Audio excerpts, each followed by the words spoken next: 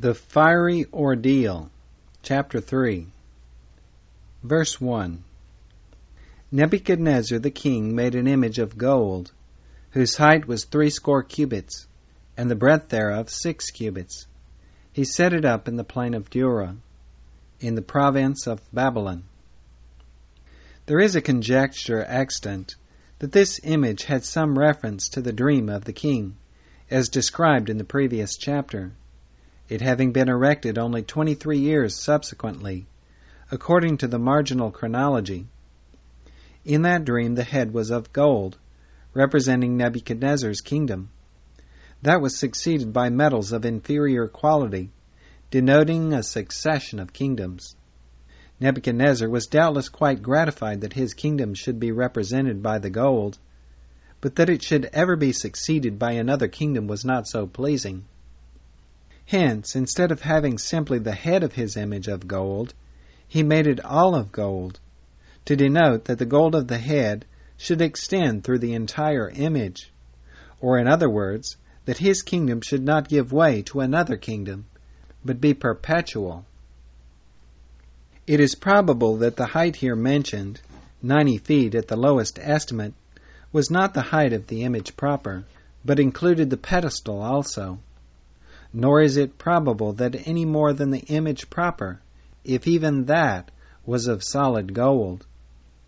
It could have been overlaid with thin plates, nicely joined at a much less expense, without detracting at all from its external appearance.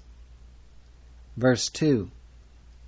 Then Nebuchadnezzar the king sent to gather together the princes, the governors, and the captains, the judges, the treasurers, the counselors, the sheriffs, and all the rulers of the provinces, to come to the dedication of the image which Nebuchadnezzar the king had set up. Verse 3.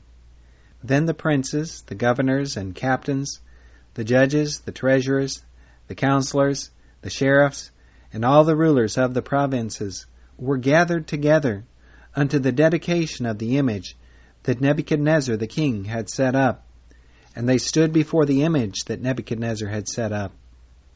Verse 4. Then an herald cried aloud, To you it is commanded, O people, nations, and languages. Verse 5. That at what time ye hear the sound of the cornet, flute, harp, sackbut, psaltery, dulcimer, and all kinds of music, ye fall down and worship the golden image that Nebuchadnezzar the king hath set up. Verse 6.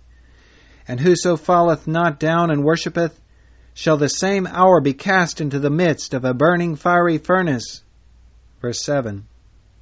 Therefore at that time, when all the people heard the sound of the cornet, flute, harp, sackbut, psaltery, and all kinds of music, all the people, the nations, and the languages fell down and worshipped the golden image that Nebuchadnezzar the king had set up. The dedication of this image was made a great occasion. The chief men of all the kingdom were gathered together. So much pains and expense men will undergo in sustaining idolatrous and heathen systems of worship. So it is and ever has been. Alas, that those who have the true religion should be so far outdone in these respects by the upholders of the false and counterfeit. The worship was accompanied with music, and whoso should fail to participate therein was threatened with a fiery furnace. Such are ever the strongest motives to impel men in any direction. Pleasure on the one hand, pain on the other. Verse 6 contains the first mention to be found in the Bible of the division of time into hours. It was probably the invention of the Chaldeans. Verse 8. Wherefore at that time certain Chaldeans came near and accused the Jews. Verse 9. They spake and said to the king Nebuchadnezzar, O king, live forever. Verse 10. Thou, O king, hast made a decree that every man that shall hear the sound of the cornet, flute, harp, sackbut, psaltery, and dulcimer, and all kinds of music, shall fall down and worship the golden image. Verse 11. And whoso falleth not down and worshippeth, that he should be cast into the midst of a burning fiery furnace. Verse 12. There are certain Jews whom thou hast set over the affairs of the province of Babylon, Shadrach, Meshach, and Abednego. These men, O king, have not regarded thee. They serve not thy gods, nor worship the golden image which thou hast set up. These Chaldeans who accused the Jews were probably the sect of philosophers who went by that name, and who were still smarting under the chagrin of their ignominious failure in respect to their interpretation of the king's dream of chapter 2. They were eager to seize upon any pretext to accuse the Jews before the king, and either disgrace or destroy them. They worked upon the king's prejudice by strong insinuations of their ingratitude. Thou hast set them over the affairs of Babylon, and yet they have disregarded thee. Where Daniel was upon this occasion it is not known. He was probably absent on some business of the empire, the importance of which demanded his presence. But why should Shadrach, Meshach, and Abednego, since they knew they could not worship the image, be present on the occasion? Was it not because they were willing to comply with the king's requirements as far as they could, without compromising their religious principles? The king required them to be present. With this requirement they could comply, and they did. He required them to worship the image. This their religion forbade, and this they therefore refused to do. Verses 13 to 18. Then Nebuchadnezzar, in his rage and fury, commanded to bring Shadrach, Meshach, and Abednego. Then they brought these men before the king. Nebuchadnezzar spake and said unto them, Is it true, O Shadrach, Meshach, and Abednego? Do ye not serve my gods, nor worship the golden image which I have set up? Now if ye be ready that at what time ye hear the sound of the cornet, flute, harp, sackbut, psaltery, and dulcimer, and all kinds of music, ye fall down and worship the image which I have made, well. But if ye worship not, ye shall be cast the same hour into the midst of a burning fiery furnace. And who is that God that shall deliver you out of my hands? Shadrach, Meshach, and Abednego answered and said to the king, O Nebuchadnezzar, we are not careful to answer thee in this matter. If it be so, our God whom we serve is able to deliver us from the burning fiery furnace, and he will deliver us out of thine hand, O king. But if not, be it known unto thee, O king, that we will not serve thy gods, nor worship the golden image which thou hast set up. The forbearance of the king is shown in his granting Shadrach, Meshach, and Abednego another trial after their first failure to comply with his requirements. Doubtless the matter was thoroughly understood. They could not plead ignorance. They knew just what the king wanted, and their failure to do it was an intentional and deliberate refusal to obey him. With most kings this would have been enough to seal their fate. But not so, says Nebuchadnezzar. I will overlook this offense, if upon a second trial they comply with the law. But they informed the king that he need not trouble himself to repeat the farce. We are not careful, they said, to answer thee in this matter. That is, you need not grant us the favor of another trial. Our mind is made up. We can answer just as well now as at any future time. And our answer is, we will not serve thy gods, nor worship the golden image which thou hast set up. Our God can deliver if he will. But if not, it is just the same. We know his will, and to that we shall render unconditional obedience. Their answer was both honest and decisive. Verses 19 to 25. Then was Nebuchadnezzar full of fury, and the form of his visage was changed against Shadrach, Meshach, and Abednego. Therefore he spake and commanded that they should heat the furnace 17 times more than it was wont to be heated. And he commanded the most mighty men that were in his army to bind Shadrach, Meshach, and Abednego, and to cast them into the burning fiery furnace. Then these men were bound in their coats, their hosen, and their hats, and their other garments, and were cast into the midst of the burning fiery furnace. Therefore, because the king's commandment was urgent, and the furnace exceeding hot, the flame of the fire slew those men that took up Shadrach, Meshach, and Abednego. And these 3 men, Shadrach, Meshach, and Abednego, fell down bound into the midst of the burning fiery furnace. Then Nebuchadnezzar the king was astonished, and rose up in haste, and spake and said unto his counselors, Did not we cast 3 men bound into the midst of the fire? They answered and said unto the king, True, O king. He answered and said, Lo, I see 4 men loose, walking in the midst of the fire, and they have no hurt, and the form of the 4th is like the Son of God. Nebuchadnezzar was not entirely free from the faults and follies into which an absolute monarch so easily runs. Intoxicated with unlimited power, he could not brook disobedience or contradiction. Let his expressed authority be resisted, on however good grounds, and he exhibits the weakness common to our fallen humanity under like circumstances, and flies into a passion. Ruler of the world, he was not equal to that still harder task of ruling his own spirit. And even the form of his visage was changed.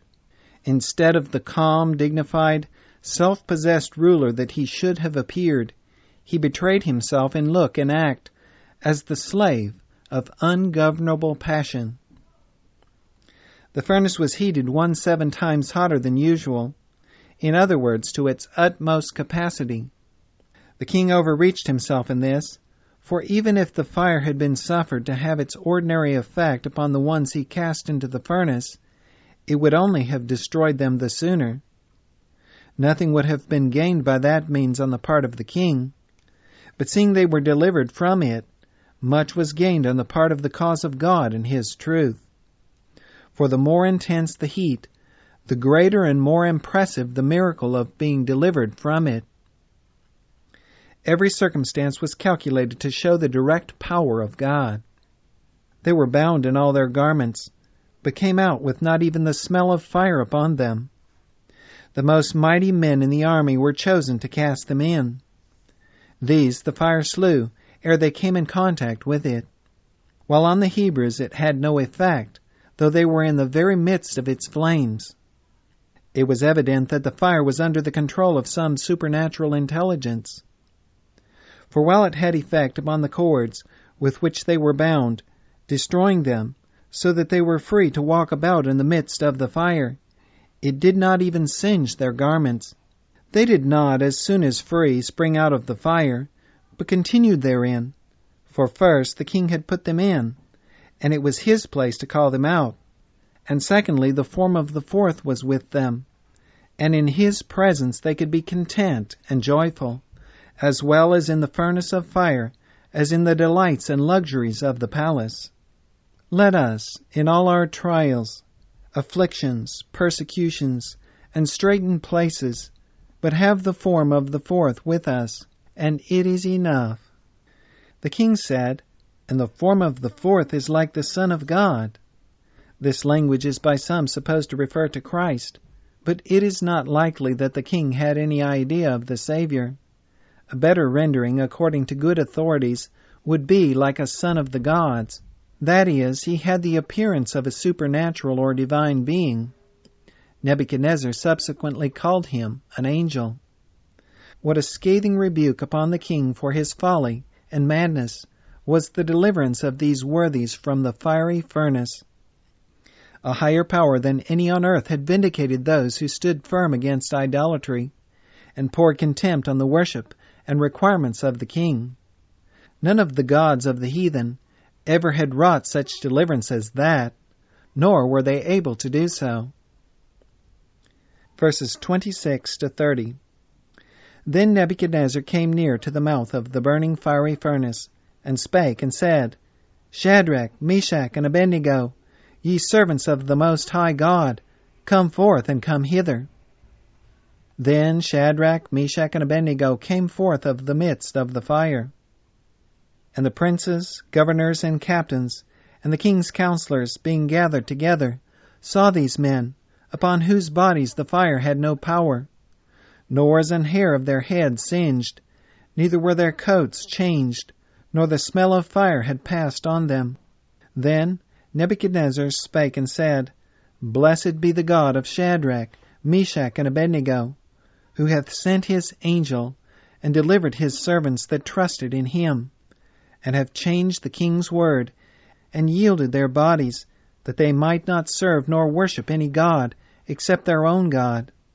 Therefore I make a decree, that every people, nation, and language, which speak anything amiss against the God of Shadrach, Meshach, and Abednego, shall be cut in pieces, and their houses shall be made a dunghill, because there is no other God that can deliver after this sort. Then the king promoted Shadrach, Meshach, and Abednego in the province of Babylon. When bidden, these 3 men came forth from the furnace. Then the princes, governors, and king's counselors, through whose advice, or at least concurrence, they had been cast into the furnace. For the king said to them, verse 24, Did not we cast 3 men bound into the midst of the fire? Were gathered together to look upon these men, and have optical and tangible proof of their wonderful preservation. The worship of the great image was lost sight of. The whole interest of this vast concourse of people was now concentrated upon these 3 remarkable men. All men's thoughts and minds were full of this wonderful occurrence, and how the knowledge of it would be spread abroad throughout the empire, as they should return to their respective provinces. What a notable instance in which God caused the wrath of man to praise him. Then the king blessed the God of Shadrach, Meshach, and Abednego, and made a decree that none should speak against him. This the Chaldeans had undoubtedly done. In those days each nation had its god or gods, for there were gods many and lords many, and the victory of one nation over another was supposed to occur because the gods of the conquered nation were not able to deliver them from the conquerors. The Jews had been wholly subjugated by the Babylonians, on which account the latter had no doubt spoken disparagingly or contemptuously of the God of the Jews.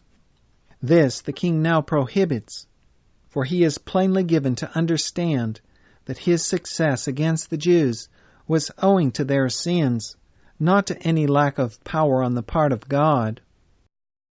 In what a conspicuous and exalted light this placed the God of the Hebrews in comparison with the gods of the nations.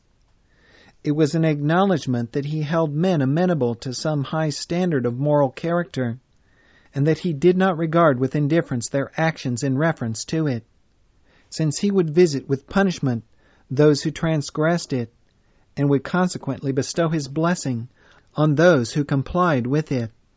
Had these Jews been time servers, the name of the true God had not thus been exalted in Babylon. What honor does the Lord put upon them that are steadfast toward him? The king promoted them. That is, he restored them to the offices which they held before the charges of disobedience and treason were brought against them. At the end of verse 30, the Septuagint adds, And he advanced them to be governors over all the Jews that were in his kingdom. It is not probable that he insisted on any further worship of his image,